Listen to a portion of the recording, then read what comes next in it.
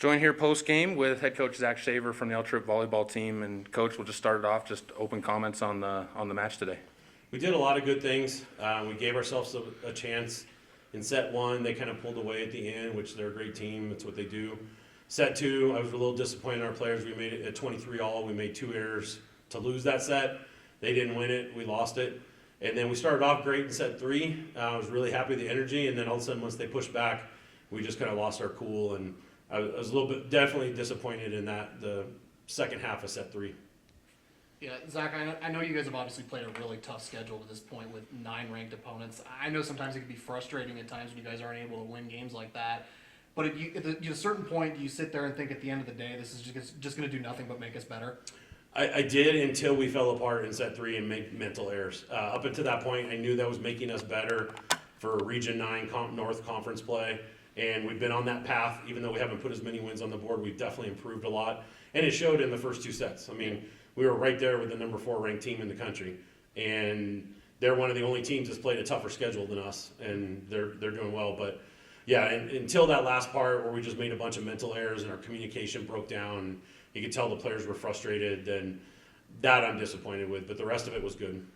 Talk a little bit about your serving game in those first 2 sets, because NJC is a really good team as far as receiving. I don't think they've had as many aces against them in a match so far this year. Yeah, Coach Chrisman and I were just talking afterwards, and she said, hey, thanks for picking on our weakness, our passing. And that was a point we made in practice this week. We had to serve tough against them. You can't let them be in system. They just have too many good attackers and setters that distribute the ball. So our serving was a big part of why we were successful and had a chance to win the first 2 sets. You touched on it a little bit, but you guys obviously have a chance to win that second set, and it just doesn't end up going your way. Did it feel like that was, kind of deflated you guys for the rest of the match? No, because we've been in that situation. I think if we'd come out struggling, but I was really happy. It's a little bit tougher sometimes to come out of that longer intermission when we have a promotion or we're recognizing a group like we did with Make-A-Wish tonight. Mm-hmm. So I was actually really happy we came out. And, yeah, they backed off a little bit, but I was really happy with how we started set 3. So I don't think losing set 2 the way we did hurt us going into the next set. You guys have some time off this weekend before you start conference play next weekend. What's going to have to happen on Sunday and Monday's practices in order to kind of shake this one off? Not even put it way behind you, but on the same side, not let it affect you against Eastern.